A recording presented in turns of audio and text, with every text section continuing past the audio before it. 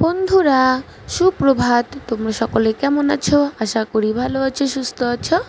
আমিও খুব ভালো আছি। কোচবিহারের ছোট্ট গ্রাম থেকে আমি বৃষ্টি। আমার এই ভিডিওতে তোমাদের অনেক অনেক স্বাগত ও শুভেচ্ছা জানিয়ে আজকের ভিডিওটি শুরু করছি।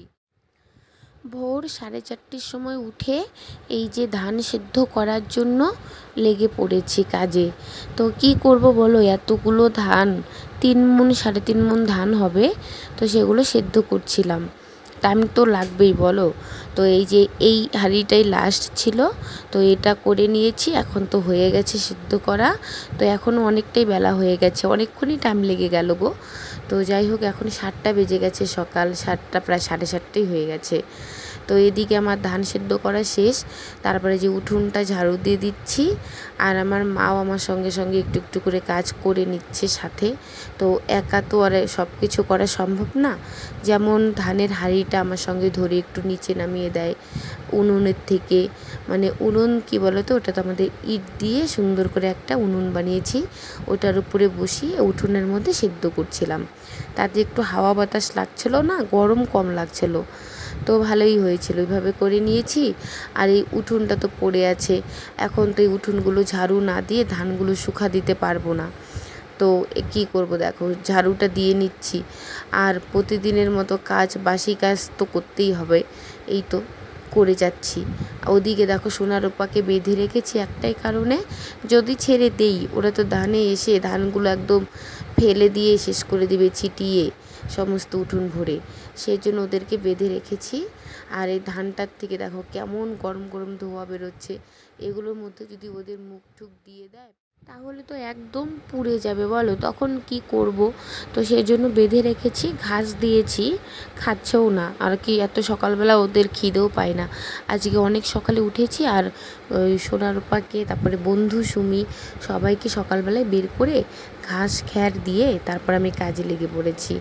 তো এখন খাচ্ছে না, পরে আবার দিয়ে দিব, খেয়ে নেবে। আর ওদিকে দেখো আমার একটা সাইকেল, ওই সাইকেলটা আমি যখন ক্লাস 12-এ পড়ি তখন, মানে মমতা দিদির সাইকেল বলে না, ওই সাইকেলটা আমি পেয়েছিলাম। তো ওটা চালাই না, ওভাবেই পড়ে থাকে, এখন কেমন খারাপ খারাপ হয়ে গেছে। আর তারপরে তো উঠোন ঝাড় দিয়ে চলে আসি ঘর ঝাড়ার জন্য। তার কারণ কি, উঠোনটাই আজকে তাড়াতাড়ি ঝাড় দিয়ে নিয়েছি, কারণ উঠোনটা শুকাতে হবে একটু, তারপরে ধানগুলো মেলে দিব।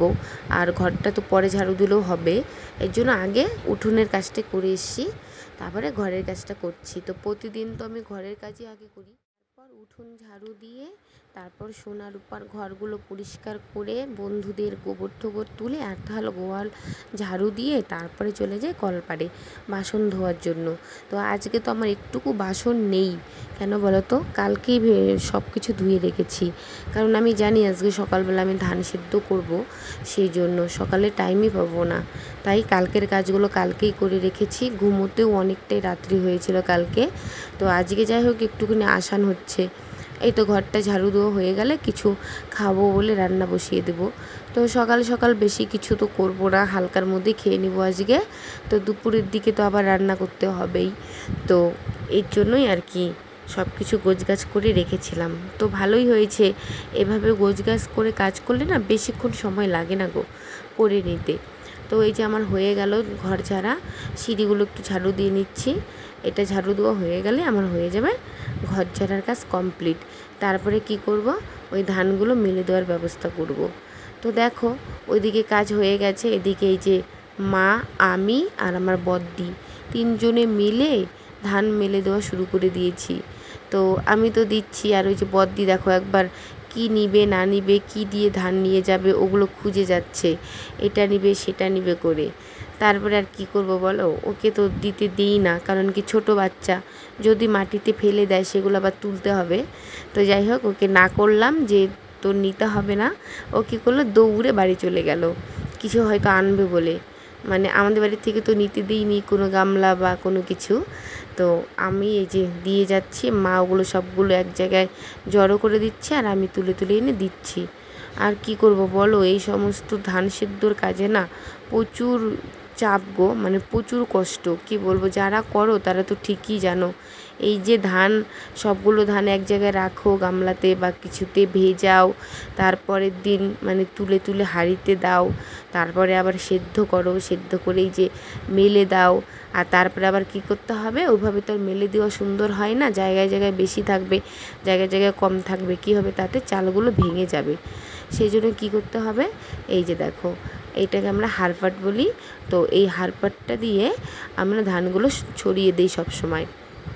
তাতে কি হয়, এক সমান সুন্দর হয়ে ধানগুলো থাকে, ভাঙে না রৌদ্রে দিলে। আর এই যে তারপরে আমি ভাত বসিয়ে নিয়েছিলাম, সেদ্ধ ভাত প্রেসার কুকারে দিয়েছিলাম। তো সেদ্ধ ভাতটা হয়ে গেছে, মাকে বললাম সেদ্ধ মেখে দিতে। তো সেদ্ধটা মা ওখানে মেখে দিচ্ছে, আর আমি এখানে একটু শ্যামাই খাচ্ছি। তার কারণ কি বলো তো, কালকে রাত্রেবেলা না একটু শ্যামাই করেছিলাম। তো আমি, বদ্দি, মা আমরা খেয়ে নিয়েছি। ভাই ছিল না বাড়িতে, তো ভাইয়েরটা ছিল। তো আজকে তো ভাই ঘুম থেকে এখনও উঠেও নি, কখন বা খাবে না খাবে। তো আমার একটু খেতে ইচ্ছে করলো, খিদেও পেয়েছে, সেই জন্য আমি একটুখানি বাটিতে নিয়ে বসেছি। তো এই যে মাও বললো আমি একটু খেতাম, তাই জন্য যে বাটিটা সাইডে রেখে দিলাম, যে মাকে দিলাম খাওয়ার জন্য। আর আমি এদিকে ভাতগুলো থালাতে বেড়ে নিচ্ছি। কারণ কি, একা হাতে যে কোনো কিছু করতে গেলে লেট হয়, কথায় আছে না যে মিলেমিশে করলে কাজ অনেক কিছু হয় ভালো। তো যাই হোক, অনেক কিছু এগিয়ে যায়। তো দেখো, মিলেমিশে কাজ করার মজাটাও অন্যরকম, আর সবার একটু আসানি হয়ে যায়। তারপরে এই যে আমরা খেয়ে নিয়েছি, খেয়ে নিয়ে ধানগুলো দিয়ে তো খেয়ে নিয়েছিলাম।